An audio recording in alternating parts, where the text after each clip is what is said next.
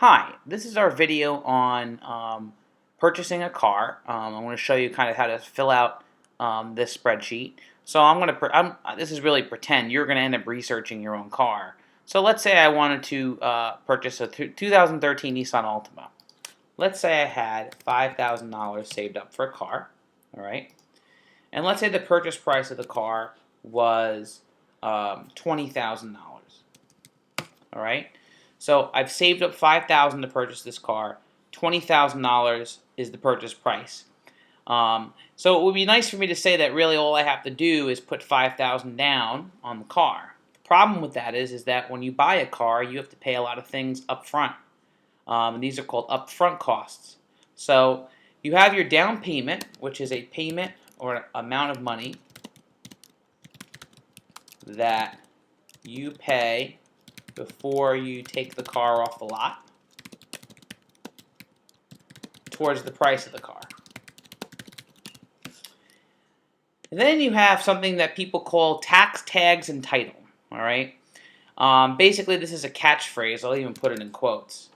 And it's a phrase that basically means all the things that you have to do, all the kinds of things you have to pay for before you buy the car. So you have to pay sales tax on the car, which is fairly expensive because the car is a big ticket item. It costs a lot of money.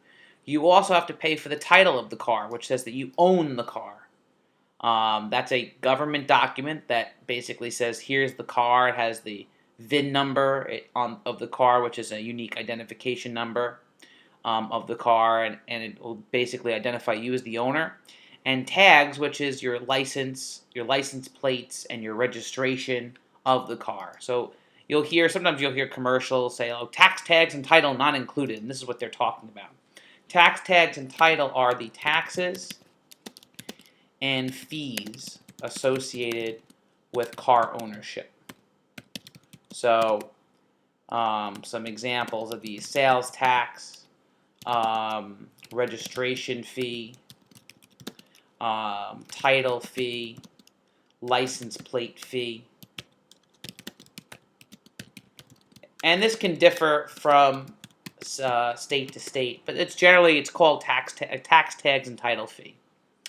And so I can actually use this nifty little website that I found to actually estimate your tax, tags, and title costs. So I'm going to say I live in New York, and my vehicle price was $20,000. So I will go to here, and I'll calculate. And it says to estimate my tax, tags, and title between $1,750 and $2,000. I'm going to take the higher of the two. I'll take $2,000, and I'll copy and paste that into my tax, tags, and title area. Actually, I'm going to undo that, and I'm going to just paste the value. So if I think about it for a second, I really have to pay $20,000 plus $2,000. I have to pay $22,000, okay, for the car. I have to pay $22,000 for the car. In other words, another way to look at it is that out of my $5,000, $2,000 of it will go to tax, tags, and title. So I will actually only have $5,000 minus $2,000, which is $3,000, to actually put a down payment on this car. So I have to subtract, if I have money saved, tax, tags, and title sort of comes first, and then I can determine my down payment. All right, well, my amount of my loan, I basically have $3,000 down on the car. The car cost me $20,000. So if I think $20,000 minus the $3,000 I already put down, I have $17,000. That's the amount of the loan I would have to take out in order to buy this car.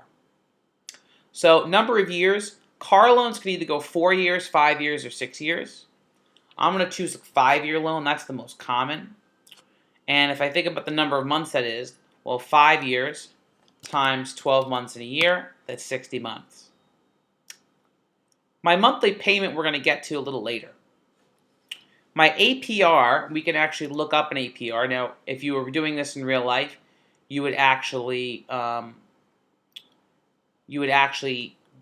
apply for a loan. We can't really do that in our class because there's too much sensitive information that you would need to submit. But we can get an idea by going to bankrate.com here. And we have an idea of what our current auto interest rates are. In fact, this is a nice website. You get lots of interest rates.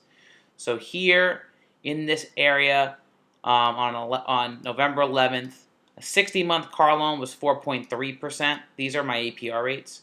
48-month car loan, 4.24%. So if you take a shorter loan out, they give you a better rate.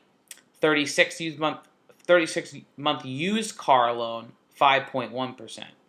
So actually, to be true to this, I actually would want to, since I'm doing a used car here, I'll change it to a new car. We'll make this a 2016, and we'll make it a Sentra to make the price realistic. But number of years 5, number of months 60. For a new car loan, a 60-month new car loan, my APR is 4.3%. 4.3%. Okay, whoops. Delete that. Nothing should have been in that column. Okay. Whoops, excuse me. This goes into the APR, not the monthly rate. We'll do the monthly rate in a few minutes. And, excuse me, sorry, not monthly payment we'll do in a few minutes. My monthly rate is that number. This is an APR, an annual percentage rate. I take this and divide by 12 like we always do, and we get 0.36%. Now, let's just say for argument's sake, I want to pay $300 a month for the car. That's my payment amount, just for argument's sake, okay? This table works the same exact way that the table for credit cards works. So let's say I wanted to pay $300 a month for the car. Well, my interest.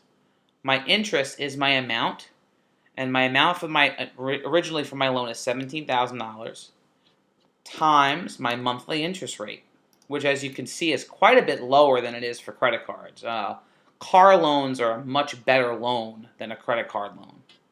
So it's $60 a month in interest, $60 for this month in interest. So that means my principal, meaning the amount out of my $300, the amount that goes toward paying off my car is $300 minus the interest. So $239.08 went toward paying my car off, and my balance was, well, my balance is $17,000 minus the principal that I just paid off. Now my balance is $16,760. Okay, $300 again. My interest is now off of the balance. I only owe $16,760. So I multiply that by my monthly rate, and I pay a little less in interest. I paid $300 this month. $60.06 went to interest, which means $239.94 went to the principal. And now my balance is my old balance minus the amount of money that went to the principal. Boop.